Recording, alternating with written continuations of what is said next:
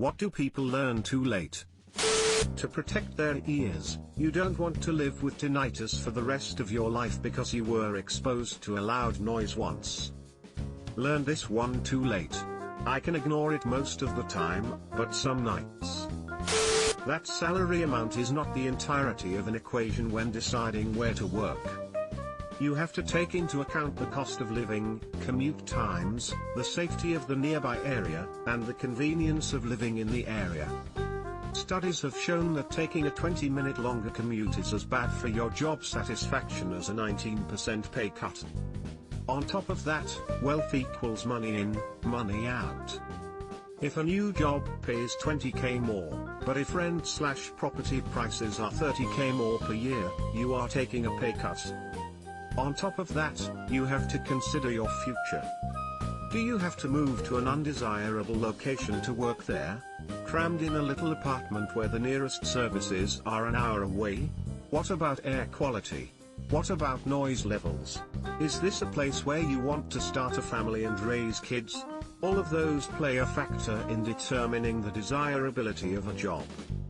I am a firm believer that my job doesn't exist outside this city is a bullshit myth.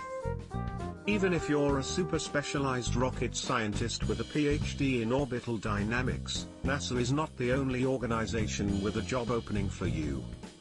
There are many more factors to that. Is this a job you really like? If you are making more money, but hate the job, is it really worth it? You are spending most of your day and your life at that place. If that part of your life sucks, it will affect your mood and happiness a lot. And close to that, the work atmosphere. Are you getting along with your colleagues? Is your boss a decent person? The social part plays a big role and is often ignored. You forgot to add the importance of enjoying what you do, or at least enjoying the environment/people.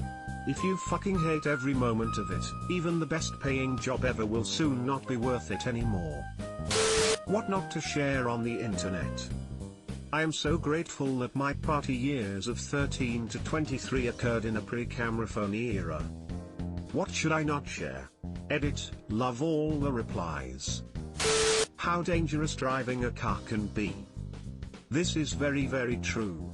I survived 2 car accidents without any scratch, in 3 months.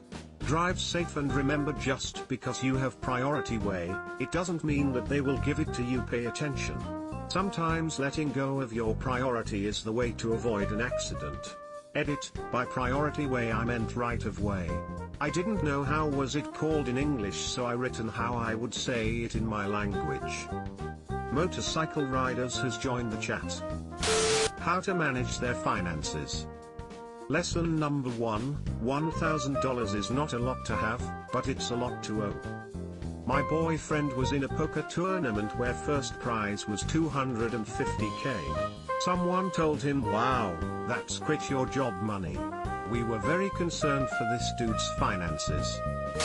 That you might be wrong sometimes. Some never learn. Edit, change they to you.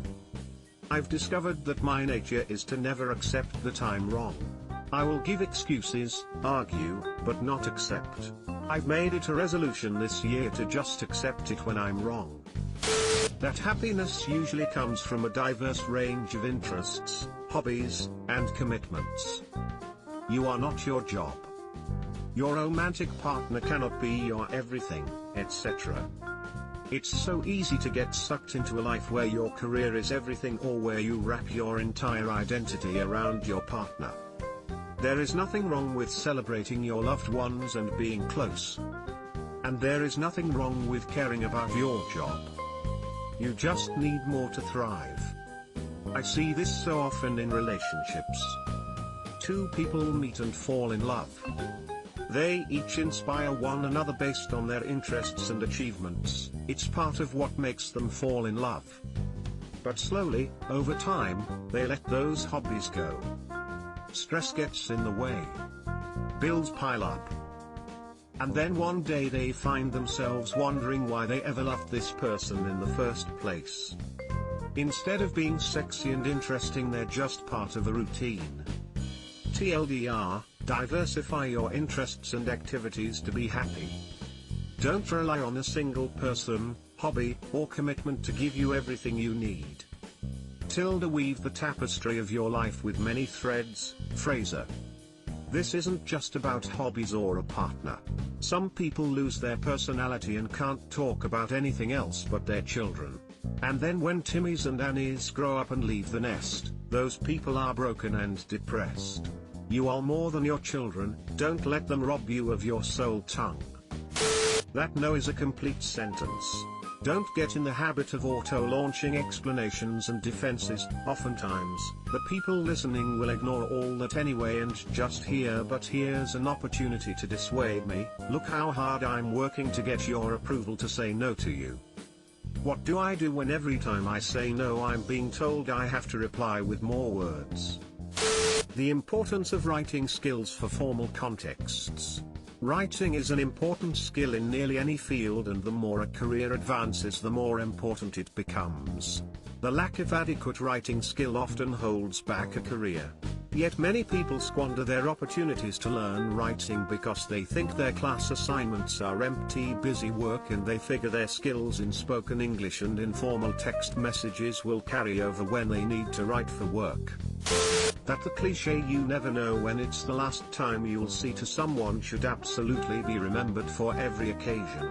My best friend just died in a car accident this past Saturday, and the last time I saw him we got in an argument and he left and we didn't speak after that. I'm destroyed by it. Edit. Thank you all so much for the support and for the awards. I do have a great support circle outside of this, but all these replies and condolences really shows the empathy complete strangers can have. My grandpa passed away 2 weeks ago from cancer. We flew to Saskatchewan, where he lives, and managed to see him. I talked with him and gave him a hug. Before we left, I had the feeling that I was never seeing him again. I snuck back into the room and gave him one last hug and told him that I will miss him. He died 6 hours later. I'm so grateful for whatever it was that told me to see him one last time before we went home. I can relate to this one big time. My closest cousin was in the same grade as me, shared a lot of classes with me, and was on track to be valedictorian. I saw her at a school function during the summer after our freshman year of HS. Then 3 days later I found out that she had died in a wreck. It cut me deep. Mistakes have consequences. Sometimes they are huge consequences, such as a mistake while driving could kill yourself or someone else. Sometimes they're little consequences. But always learn from your mistakes, and that you should always be learning and improving yourself. Can you milk me, fucker? Whenever I made a mistake as a kid, my dad would always ask me, "And what did you learn from it?" instead of getting mad. The value of a good/unconditional friend. Had the same best friend since I was 2. Don't know where I'd be without her smile. Agreed. I don't know where I'd be without my best friend. One of my favorite things I've ever read on Reddit: a good friend will say bad things to your face and good things behind your back. Subscribe for more hot Reddit takes in your inbox, guaranteed.